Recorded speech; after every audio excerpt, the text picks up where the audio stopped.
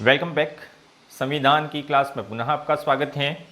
सीधे क्लास की ओर चलेंगे। देखिए ये क्लास है वह आपके कांस्टेबल एग्ज़ाम के लिए इतनी ही महत्वपूर्ण है जितनी आरएएस के लिए आप फर्स्ट ग्रेड की तैयारी कर रहे हैं, ग्रेड सेकंड की तैयारी कर रहे हैं और रीट वाले उनके लिए तो उपयोगी है ही। तो थोड़ा ध्यान से देखिए और थोड़े गहन अध्ययन पर भी विश्वास करें। हो सकता है एक आध प्रश्न ऐसा आ जाए जो किताबों में नहीं मिले। तो आज हम चर्चा करेंगे, पहला भाग पढ़ चुके थे अधिकार की परिभाषाओं के बारे में, कितने अधिकार संविधान में सम्मिलित किए गए और कौन कौन से अधिकार है वो किन किन को प्राप्त हैं। आज हम हर अधिकार की व्याख्या करेंगे, पूर्ण व्याख्या करेंगे। तो हमने सबसे पहले ही बात की थी, संविधान में सबसे पहला ही अधिकार है समता का या समानता का अधिकार, राइट टू इक्विलिटी जिसको बोला जाता है। हम आज की क्लास से वो इसी अधिकार पर फोकस करेंगे। यह अधिकार है वो आप 5 अधिकार पढ़ लिए आपने, इसके 5 भाग पढ़ लिए तो इतना काफ़ी नहीं है। इस पूरे वीडियो को ध्यान से देखेंगे तो हो सकता है आपके बहुत सारे कंसेप्ट क्लियर हो जाएं और आपका एक आध प्रश्न और सही चला जाए। तो आज हम चर्चा करेंगे समानता का अधिकार। समानता का अधिकार पहले ही बता चुके हैं कि समानता का अधिकार है वह अनुच्छेद 14 से लगाकर 18 तक उल्लेखित है संविधान में। अनुच्छेद 14, 15, 16, 17, 18 अर्थात कितने प्रकार की समानताओं की चर्चा की गई है। तो यहाँ पे 5 प्रकार की समानताएं हैं जिनकी चर्चा की गई है, फिर भी बात बाद में करेंगे इसकी। समानता का अधिकार अनुच्छेद 14 से 18 तक वर्णित है। अब ये समानता के अधिकार में 14, 15, 16, 17 और 18 अनुच्छेद है, वह किन किन मूल अधिकारों की व्याख्या करते हैं। एक बेसिक चीज़ या सारांश में अपन देख लें तो 14 से लगाकर 18 तक इतने अधिकार है। ये 14 से 18 अधिकार है वह किसकी व्याख्या करेंगे तो समझें। सबसे पहला है अनुच्छेद 14। अनुच्छेद 14 क्या कहता है तो विधि के समक्ष समता और विधियों का समान संरक्षण। अनुच्छेद 14 में ये लाइन लिखी हुई है। अनुच्छेद 15 की बात करें तो अनुच्छेद 15 उतना ही महत्वपूर्ण है। देखिए 14 अनुच्छेद है वह मूल अनुच्छेद है, बाकी 15, 16, 17 और 18 ये इसका विस्तार है। अनुच्छेद 14 के विस्तार के रूप में जाने जाते थे, इसको भी ध्यान रखें। तो अनुच्छेद 14 है वह विधि के समक्ष समता और विधियों के समान संरक्षण की बात करता है। अनुच्छेद 15 है वह कहता है धर्म, जाति, प्रजाति, मूल वंश, लिंग एवं जन्म स्थान के आधार पर भेदभाव का प्रतिषेध। इतनी लाइनें आपको याद रखनी है, सबको अपन एक एक और पढ़ेंगे आगे। पहले अधिकार क्या है वो समझ लें। अनुच्छेद 16 क्या कहता है उसको भी समझ लें। लोक नियोजन के विषय में अवसर की समानता अनुच्छेद 16 कहता है। अनुच्छेद 17 है वह अस्पृश्यता के अंत से संबंधित है और अनुच्छेद 18 है वह उपाधियों के अंत से संबंधित है। तो अनुच्छेद 14, 15, 16, 17 और 18 किन किन अधिकारों की बात करते हैं आपको पता चल जाएगा। अनुच्छेद 17 अक्सर परीक्षाओं में पूछा जाता है। अब हर अधिकार या हर अनुच्छेद की अपन व्याख्या करेंगे, क्या क्या इसमें उपबंध किए हैं भारतीय संविधान में। तो सबसे पहले बात करें अनुच्छेद 14। अनुच्छेद 14 में 2 शब्द इंपॉर्टेंट है, अर्थात 2 सेंटेंस मिलकर एक अनुच्छेद बना रहे हैं। अनुच्छेद 14 इसमें लिखा हुआ है विधि के समक्ष समता एवं विधियों का समान संरक्षण। 2 अलग अलग सेंटेंस को मिला के ये पूरा एक अधिकार बना है। इसमें विधि के समक्ष समता और दूसरा है विधियों का समान संरक्षण। दोनों ही अलग अलग देश के संविधान से लिए गए हैं। सबसे पहले बात करें विधि के समक्ष समता है वह ब्रिटेन से ली गई है। प्रोफेसर डाइसी का नाम आपने सुना होगा, विधि के शासन की बात इन्होंने की थी। तो विधि के समक्ष समता है, यह जो सेंटेंस लिया गया है वह ब्रिटेन के संविधान से लिया गया है, ब्रिटेन से लिया गया है और यह एक नकारात्मक सेंटेंस है, अर्थात विधि से ऊपर कोई नहीं है। विधि सर्वोच्च है और उसके बाद ही सारी चीज़ें आएंगी, तो ये नकारात्मक है। विधि सबसे बड़ी है, आप उसके सामने छोटे हैं। दूसरा आता है विधियों का समान संरक्षण। विधियों का समान संरक्षण है, यह जो सेंटेंस लिया गया है वह अमेरिका के संविधान से लिया गया है और यह एक सकारात्मक उपबंध है, इसको भी ध्यान रखें। इसका मतलब है समान परिस्थिति में समान व्यवहार, अर्थात विधि से ऊपर कोई नहीं है लेकिन विधि है वह सबके लिए बराबर है। तो एक नकारात्मक है और एक सकारात्मक है, एक ब्रिटेन से लिया गया है, एक अमेरिका के संविधान से लिया गया है। अब हमने पहली बात कर ली थी अनुच्छेद 13। अनुच्छेद 13 है वह विधि शब्द की व्याख्या करता है, पहले पढ़ लिया था। ये दोनों क्वेश्चन अलग अलग है, ध्यान रखें। विधि शब्द की व्याख्या है वह अनुच्छेद 13 में है, विधि क्या है। और अनुच्छेद 14 है वो विधि के शासन की बात करता है। यहाँ पे प्रश्न कई बार पूछा गया है कि संविधान के किस अनुच्छेद में विधि का शासन या नैसर्गिक न्याय का सिद्धांत निहित है। तो अनुच्छेद 14 में ही विधि का शासन मिलेगा आपको, और अनुच्छेद 14 में ही नैसर्गिक न्याय का सिद्धांत सम्मिलित है। तो ये दोनों ही प्रश्न आपको याद रखने हैं। अब अनुच्छेद 14 है वह संविधान के मूल ढांचे से संबंधित है, यह आपको याद रखना है, क्योंकि संविधान की प्रस्तावना में भी समता शब्द आता है। तो यह संविधान के मूल ढांचे से संबंधित है, इसलिए इसमें अनुच्छेद 368 के तहत कभी भी संशोधन नहीं किया जा सकता है। तो अनुच्छेद 14 विधि के शासन की व्याख्या करता है, नैसर्गिक न्याय का सिद्धांत इसमें ही सम्मिलित है। तो ये दोनों ही इंपॉर्टेंट पॉइंट है, वह आपको याद रखने हैं। अब विधि है तो विधि के सामने तो सभी समान है और विधि से बढ़कर कोई नहीं है, ये दोनों ही चीज़ें इतनी ही इंपॉर्टेंट है। अब यहाँ पे थोड़ी सी चर्चा करें तो यह अनुच्छेद कहता है कि समान तो है, लेकिन संसद चाहे तो वर्गीकरण कर सकती है, कभी भी वर्ग विधान नहीं कर सकती। यहां दो शब्द हैं, वर्गीकरण और वर्ग विधान। अर्थात सभी समान तो हैं, लेकिन एसटी, एससी, ओबीसी, पिछड़े, इस प्रकार से संसद व्यक्तियों का वर्गीकरण कर सकती है, लेकिन वर्ग विधान नहीं कर सकती। जैसे कि सामान्य वर्ग सुना होगा तो ब्राह्मण अलग, राजपूत अलग, इस प्रकार से वर्ग विधान की अनुमति अनुच्छेद 14 नहीं देता। तो विधि के समक्ष सभी समान तो हैं, लेकिन संसद को यह शक्ति प्राप्त है कि वह नागरिकों का वर्गीकरण कर सकती है, लेकिन नागरिकों का वर्ग विधान नहीं कर सकती। तो यह अनुच्छेद 14 है वह वर्गीकरण की अनुमति तो देता है, लेकिन वर्ग विधान की अनुमति नहीं देता है, ये ध्यान रखें।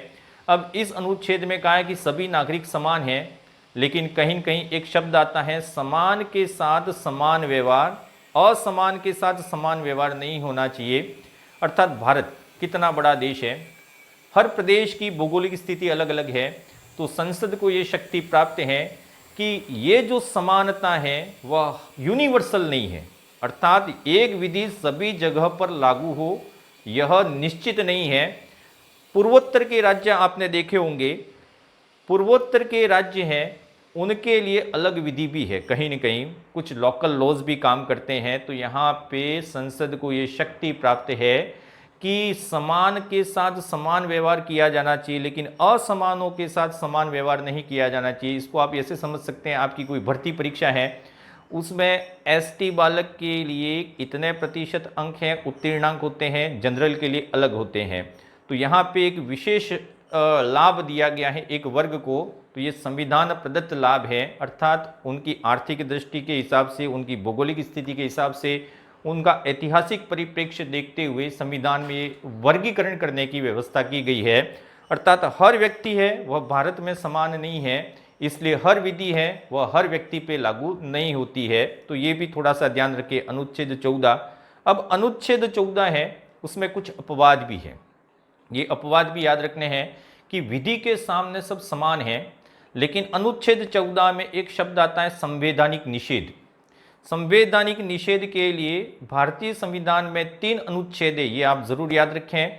अनुच्छेद 361 का, अनुच्छेद 165 और एक अनुच्छेद 194, ये 3 अनुच्छेद है वह कहीं न कहीं संवैधानिक निषेध की व्याख्या करते हैं। संवैधानिक निषेध क्या होता है, तो कुछ व्यक्तियों को इस समानता से, विधि के समक्ष सभी समान हैं, वहां से इनको थोड़ी सी छूट देता है। जैसे कि बात करें भारत के राष्ट्रपति एवं राज्यपाल अपने कार्यकाल में किए गए किसी भी कार्य या निर्णय हेतु किसी भी न्यायालय के प्रति जवाबदेह नहीं होंगे, अर्थात उन्हें विशेष छूट प्राप्त है। इसी तरह कोई भी राष्ट्रपति है या राज्यपाल है, इनके द्वारा अपनी पदावधि के दौरान किसी भी न्यायालय में दांडिक कार्रवाई है वह न तो शुरू की जा सकेगी और ना ही प्रारंभ रहेगी, अर्थात शुरू हो गई है तो रुक जाएगी और नहीं शुरू हुई तो शुरू भी नहीं होगी राज्यपाल और राष्ट्रपति। लेकिन व्यक्तिगत कार्य के लिए, ये तो हो गए उनके प्रशासनिक कार्य, संवैधानिक कार्य, व्यक्तिगत कार्य के लिए अगर उस पर कोई दीवानी मुकदमा चलाया जाना है तो 2 माह पूर्व इन्हें सूचना देना आवश्यक है। तो ये तो हो गया भारत के नागरिक। दूसरा है विदेशी संप्रभु, इसके साथ विदेशी राजदूत, इनको भी इस प्रकार की जो संवैधानिक समानता है उनसे छूट प्राप्त है। तो ये कुछ अपवाद हैं जिनको याद रखना है और अनुच्छेद 361 का 165 और 194 याद रखने हैं। तो अभी बात की हमने अनुच्छेद 14, इसके बाद आता है अनुच्छेद 15। अनुच्छेद 15 उतना ही इंपॉर्टेंट है। यह कहता है कुछ आधारों पर विभेद पर प्रतिबंध या कुछ आधारों पर विभेद का प्रतिषेध। कुछ आधार फिक्स कर दिए कि इनके आधार पर नागरिकों में कोई भेदभाव नहीं किया जाएगा और इसमें सबसे पहले लिखा हुआ है केवल धर्म, जाति, प्रजाति, मूल वंश, लिंग और जन्म स्थान के आधार पर विभेद का प्रतिषेध किया गया है। अब इसमें 2 शब्द है, केवल शब्द लिखा हुआ है और एक विभेद लिखा हुआ है।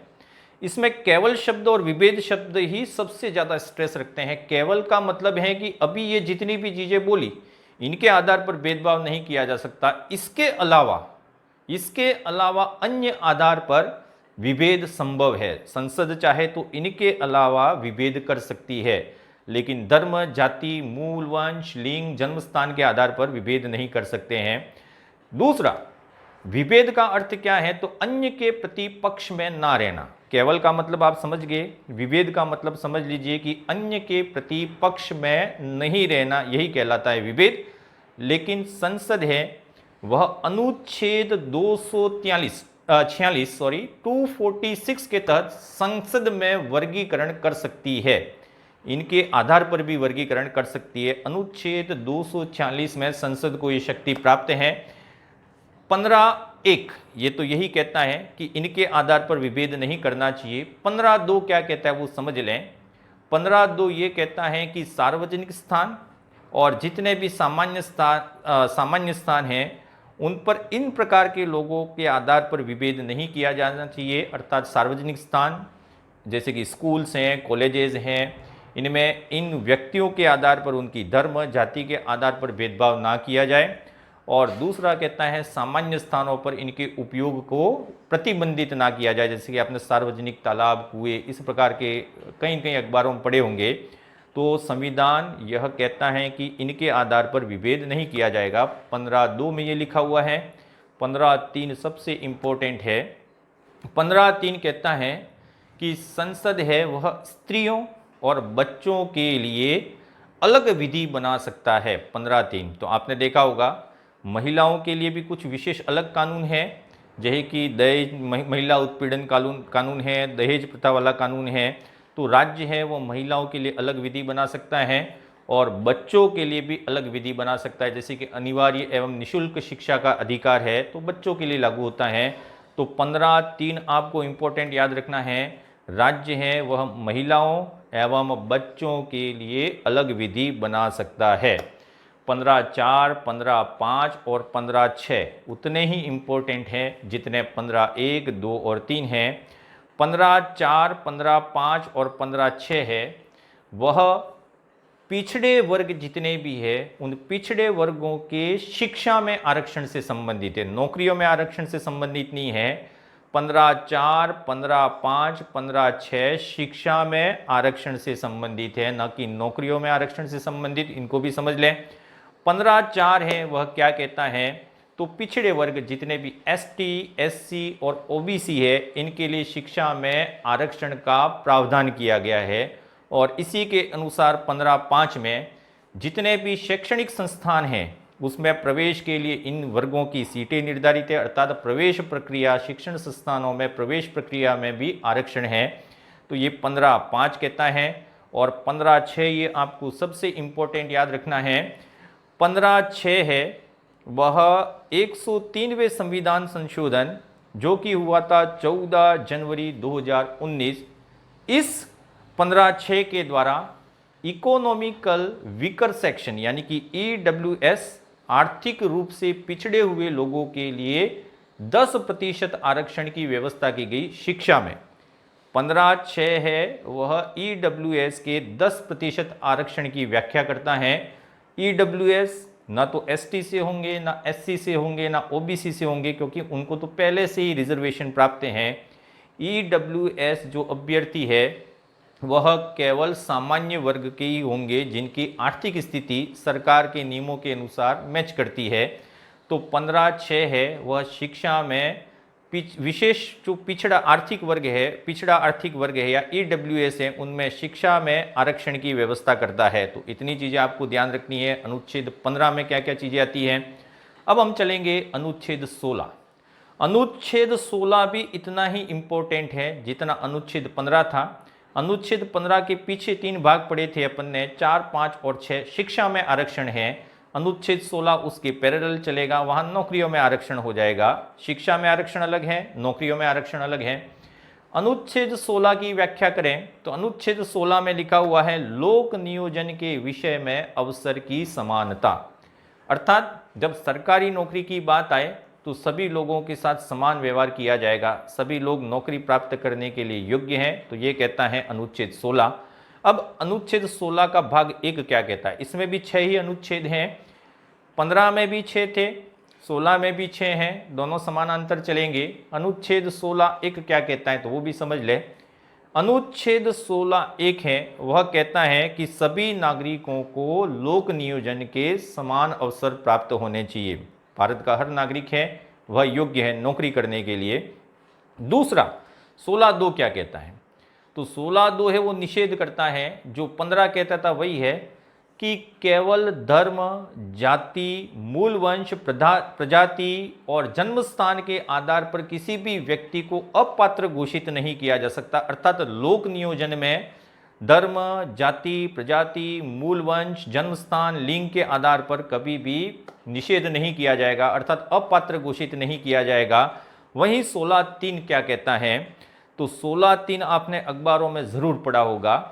MP के बारे में सुना होगा आपने। MP ने कहा था कि मध्य प्रदेश के व्यक्ति ही मध्य प्रदेश में नौकरी करेंगे। इसके बाद राजस्थान ने भी कहा कि राजस्थान के निवासियों को राजस्थान की नौकरी में वरीयता दी जाएगी। तो 16(3) सबसे ज़्यादा इम्पोर्टेंट है। 16(3) क्या कहता है तो संसद ऐसी विधि बना सकती है जिसके द्वारा स्थानीय व्यक्तियों को लोक नियोजन में वरीयता मिले। राजस्थान के लोग हैं वही राजस्थान में नौकरी करेंगे, राजस्थान के बाहर वाले राजस्थान में नौकरी नहीं कर सकते, ऐसा प्रावधान है। वह अनुच्छेद 16(3) के तहत किया जा सकता है। भारत का नागरिक कहीं भी नौकरी कर सकता है, लेकिन राज्य चाहे तो इस प्रकार की विधि बना सकता है और ये 16(3) में वर्णित है। इसको भी आप ध्यान रखें। 16(4) की बात करें तो 16(4), 16(4)A, 16(4)B ये तीनों ही 3 हैं वह ST, SC और OBC का नौकरियों में आरक्षण और पदोन्नति में आरक्षण की व्याख्या करते हैं। तो 16(4) का संबंध है ST, SC, OBC इन तीनों से संबंधित 16(4), 16(4)A, 16(4)B ST, SC, OBC का नौकरियों में आरक्षण इससे संबंधित है। 16(5) की बात करें, 16(5) भी इतना ही इंपॉर्टेंट है। अनुच्छेद 16(5) क्या कहता है तो धार्मिक आधार पर या संप्रदाय के आधार पर कोई भी सरकार है वो किसी भी पद का सृजन कर सकती है। ठीक है ना, पहले तो लिखा गया सभी समान है, लेकिन 16(5) कहता है कि धार्मिक आधार पर, संप्रदाय के आधार पर या फिर स्थानीय आवश्यकता के आधार पर किसी भी पद का सृजन कर सकती है। एक पांडुरंग नाम का केस था, आंध्र प्रदेश के हाई कोर्ट में चला था। ये एक कोई विज्ञप्ति निकली थी, उसमें इस अभ्यर्थी को लोकल लॉ का तो ज्ञान था, लेकिन उसने as advocate Andhra Pradesh high court में नौकरी नहीं की थी, तो इसे अपात्र घोषित कर दिया गया था। तो यहाँ पे समझें कि धार्मिक आधार पर और संप्रदाय के आधार पर भी कोई पद सृजित किया जा सकता है, ये इंपॉर्टेंट है। 16(6) क्या कहता है तो 15(6) जो कहता है वही 16(6) कहता है। EWS को 10% शिक्षा में आरक्षण 15(6) कहता है और 16(6) ये कहता है कि EWS को नौकरी में भी 10% आरक्षण दिया जाए। तो ये दोनों ही 15/6 भी आपको याद रखना है, 16/6 भी याद रखना है। दोनों का संबंध EWS से है, लेकिन एक शिक्षा से संबंधित है और दूसरा जो उपबंध है वह नौकरी से संबंधित है। 16 की बात कर ली। अब हम चलते हैं अनुच्छेद 17। अनुच्छेद 17 कई बार परीक्षा में पूछा गया है। अस्पृश्यता का अंत है, वह कौन से अनुच्छेद से संबंधित है? तो अस्पृश्यता का अंत है वह अनुच्छेद 17 से संबंधित है। अब अस्पृश्यता क्या होती है? न तो संविधान में इसकी कोई परिभाषा दी गई है, ना ही कहीं इस जो अनुच्छेद है 17 उसमें भी अस्पृश्यता की परिभाषा नहीं दी गई है, लेकिन सीधा है छुआछूत। छुआछूत पर पूर्ण रूप से प्रतिबंध लगा दिया गया है। अनुच्छेद 17 है वो अस्पृश्यता का अंत करता है और इसी की अनुपालना में 1955 में अस्पृश्यता अपराध अधिनियम पारित किया था सरकार ने। आप जब छोटे होंगे तो किताबों के पीछे इस प्रकार का चित्र देखा होगा। अस्पृश्यता पाप है, अपराध है, असंवैधानिक है, विधि विरुद्ध है, इस प्रकार का पाठ्य पुस्तक मंडल थी, उसमें ये चित्र आता था। तो ये अस्पृश्यता के अंत से संबंधित है। इसी 1955 के एक्ट को 1967 में इसका नाम बदल दिया और नाम बदल के कर दिया गया सिविल राइट प्रोटेक्शन एक्ट। पहले तो इसका नाम था अस्पृश्यता अपराध अधिनियम जो 1955 में बना और 1967 में इसी को नाम बदल के सिविल राइट प्रोटेक्शन एक्ट कर दिया। अब बात करें अनुच्छेद 18 जो आज का लास्ट है, उपाधियों का अंत। अब इस अनुच्छेद को आप पढ़ेंगे तो ये एक निर्देशात्मक है। यहाँ पे कहीं दंड का प्रावधान नहीं है या कानूनी कार्रवाई का प्रावधान नहीं है। तो अनुच्छेद 18 उपाधियों का अंत करता है, लेकिन इसके साथ 2 लाइनें आपको याद रखनी है। यह केवल निर्देशात्मक अधिकार है, आदेशात्मक नहीं है। आपने कोई उपाधि धारण कर ली तो कोई कानून ऐसा नहीं है जिसके तहत आपको सजा दी जाए, लेकिन यहाँ पे लिखा क्या है वो सबसे इम्पोर्टेंट है कि कोई भी राज्य है वह सेना एवं विद्या के अलावा कोई भी उपाधि अपने नागरिक को प्रदान नहीं करेगा। सेना की उपाधियाँ होती है लेफ्टिनेंट कर्नल, कर्नल, मेजर, ये आप यूज़ कर सकते हैं। परमवीर चक्र विजेता, अशोक चक्र, इस प्रकार की उपाधियाँ सेना की होती है। और शिक्षा, आप डॉक्टर है, प्रोफेसर है, जो भी है, तो सेना एवं विद्या के अलावा राज्य कोई भी उपाधि प्रदान नहीं करेगा। अब इन उपाधियों के नामों का प्रयोग किया जाए कि नहीं किया जाए, जैसे कि राय बहादुर, महाराजा, श्रीमंत, इस प्रकार की उपाधियाँ लगती है, लेकिन ऐसा कोई कानून नहीं है। ये सिर्फ निर्देश देता है कि आप इन उपाधियों का उपयोग नहीं करेंगे। तो एक केस आया था बालाजी राघवन, यहीं से भारत के जो 3 सर्वोच्च सम्मान हैं, उपाधियाँ नहीं है, सम्मान हैं, भारत रत्न, पद्म भूषण, पद्म विभूषण और पद्मश्री 3+1। तो कोर्ट ने इसी केस में कहा था कि ये उपाधियाँ नहीं है, ये एक प्रकार से सम्मान दिया गया है, लेकिन फिर भी इस प्रकार की उपाधियाँ है वह कोई न कोई लोग प्रयोग कर रहे हैं। जैसे भारत रत्न अटल बिहारी वाजपेयी, इस प्रकार का प्रयोग किया जा सकता है। लेकिन अगर आपको कोई विदेशी राज्य अगर आपको कोई उपाधि देना चाहे तो आप नहीं ले सकते। लेना चाहे तो फिर आपको राष्ट्रपति की सहमति के आधार पर ही उपाधि मिलेगी, अर्थात आप भारत के नागरिक हैं।